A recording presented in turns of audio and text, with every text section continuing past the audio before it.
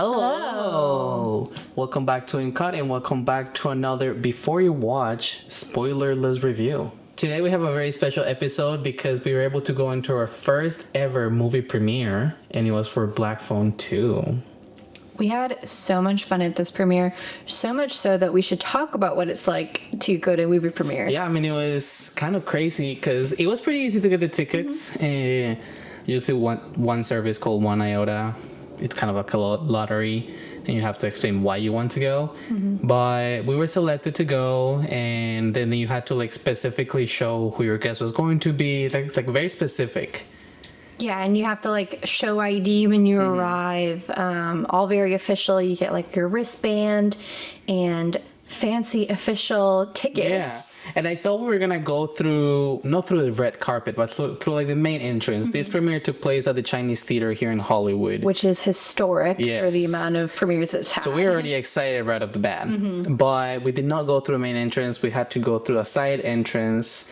Where all the regular people go. Like maybe even the employees, I don't know. No. I've seen people go in there, regular people, I see. Though. Okay. I think that main entrance, they probably, like, specifically reserved for, like... I see. For the red carpet. Like yeah.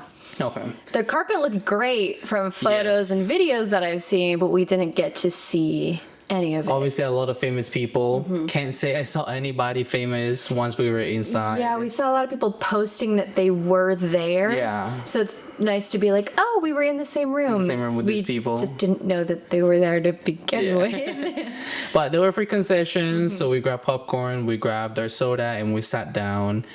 It was really funny because we were priority ticket holders.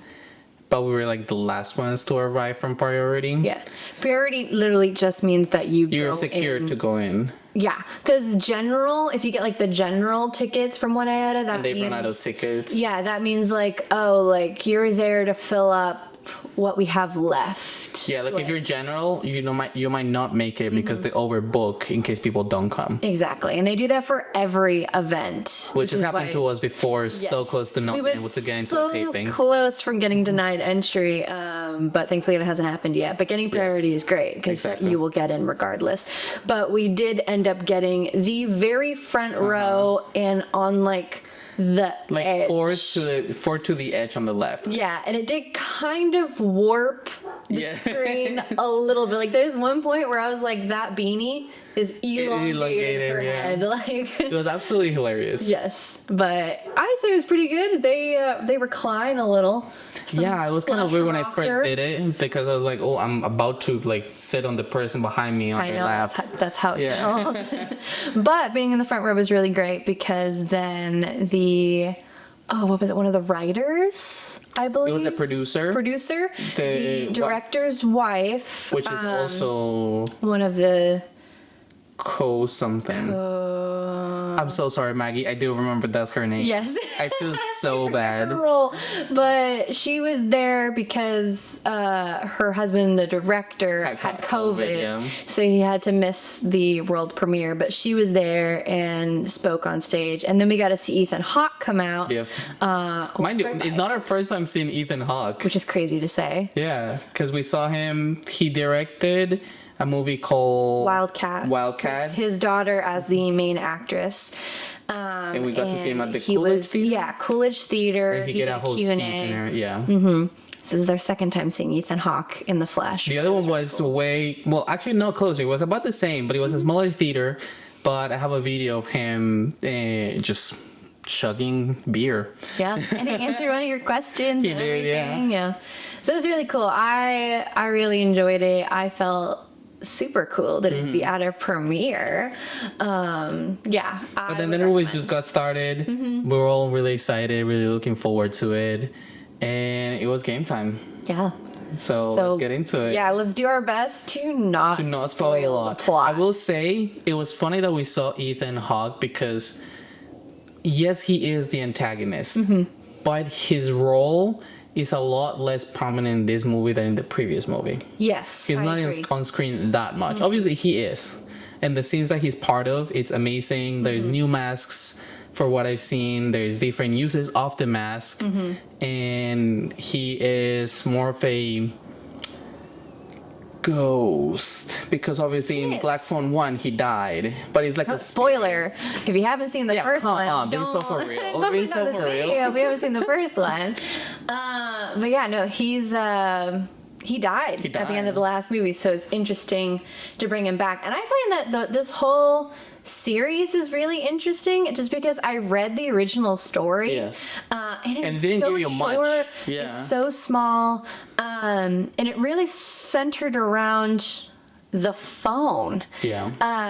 Which I'm glad they brought into this movie because yes, we had a lot of the phone. But this one is like the phone. Yeah, it was using the phone to help him get out of his current situation. Yeah. But then in this movie, they open up the lore so that it's not just a singular phone. It's every phone can dial and Yeah. And the movie actually yeah. opens with a strange person speaking on the phone, and we don't know who she's talking to.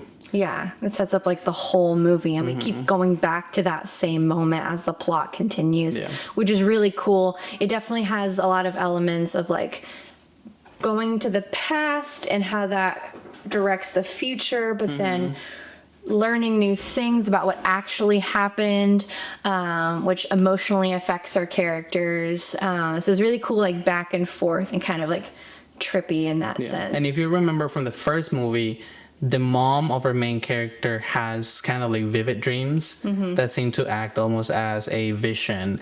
And now his sister is also having these dreams.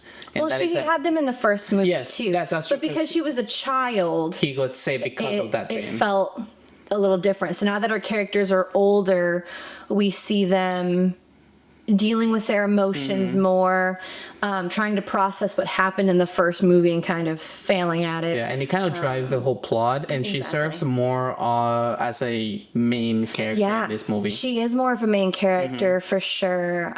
We learn a lot more about her. What I really, really loved is one of my favorite horror movies is Sinister. Yes. Also with Ethan Hawke. And that uses the like super 8mm film as part of the storytelling, and they did the exact same thing in this movie where you can tell when you are in a vision like state and then when you're in the present. Like you can see visually the difference just because of the texture. And throughout the movie, this line gets a little bit blurry sometimes because you start going into regular non-dream life, but then you go back into it and you kind of don't know what space you're living in. You don't know what's real and what's not. I think it gives you an avenue of really getting inside of her head and her confusion on what's happening, but then you can also be shot back out to another person's point of view, seeing her react to her visions as well. So I think it's really cool, and I don't think I've ever seen that before. Yeah. So I thought it was a really cool way to show that back and forth. Yeah. It's a bit of a Nightmare on Elm Street times 10. Yes. Because not only does it affect you in your dream, but it affects you in real life and the others. Yeah. So that's where that new element, like 4D, comes in. Of like, it's not only you, but is he actually there in the room, you know? Yeah, like more people are getting in on the horror this time. It's not just with Finn and his sister who are experiencing this. More people are witnessing it all happen, which adds interesting like perspectives and how people are reacting to it. Yeah. And as soon as the movie started, the producer actually mentioned that they weren't sure they were gonna make a second movie to Black Phone, and that they were really excited to go back and have this team back together to make yet another movie, because they didn't have the story, and the amount of love and appreciation that the first movie got led them to make this one. Yeah. And you can really tell that it was made with love for sure. Yeah. I think I like this one more than the first one, I will say. I can agree with that. Yeah, it was super well done. You're on the edge of your seat, and it feels like it combines really well like a true crime and a supernatural horror like in the same breath. Yeah, because the first one is obviously like he's a serial killer. Right. And this other one is like he's still a serial killer, but he's dead. It really expands on, I think, the ghosts that we saw in Black Phone 1, because I think that's definitely what made the first one unique, is there's that ghost element where Finney is like seeing the ghosts of the previous murder victims, the phones and everything. The phone and everything. So we just blow that up and we expand it and we get all this lore, all this backstory, and we really get like a better understanding of why is this happening to them. And beyond just the aspect of it being a horror movie, you also get a lot of like mental health topics. Yeah. Because he's dealing with PTSD. The sister is dealing with the dreams that she doesn't know if this is like, if she's a monster or if she's a normal person. Yeah. Trying to go back to their dead mom and seeing how that affected her and how it could lead to her being affected now. Yeah, like the hereditary mental health. And also seeing the dad being so dismissive and like kind of like playing it off to not deal with that internal drama that ultimately affects Finn with not dealing with it either. Yeah. So yeah, I think this movie has many layers to it, and I really appreciated it. I think it has like an 85% on the tomatometer. And it hasn't even officially come out in theaters. So it's a really exciting sequel. I know sequels are tough sometimes, but I think horror movie sequels especially tend to work if it's not just a cash grab, and I don't think this is. Agreed, yeah. We don't have the same movie, and I think that's what sometimes you get in sequels, where it's just like, oh, the killer's back, or he never died. Like, no, we're doing way more than that. We're actually being really thoughtful on the plot, creating lore and a universe that you really feel enveloped in. And like I said, like the timeline and the way we shift back and forth and the different revelations we get, like you really feel like a cohesive circle has been accomplished. And if they make a third one, I'd love to see what I would love to see it, Yeah.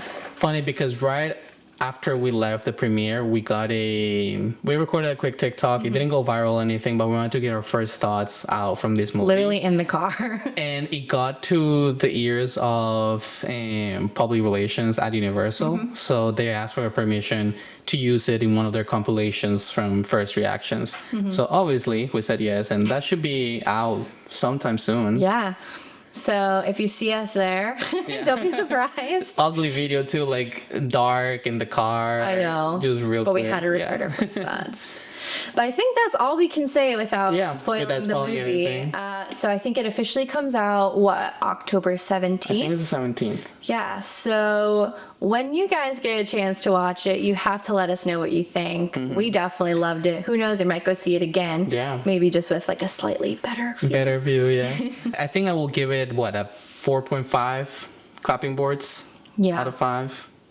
Between like a 4 and a 4.5, just because there's so many good horror movies out there. I'm thinking specifically of Sinister and Smile and Babadook. Those are still, so it's difficult to put it up there. I see. But those are like top tier for me. But this is like just under the top tier. Now I think this year we're getting a lot of different horror movies.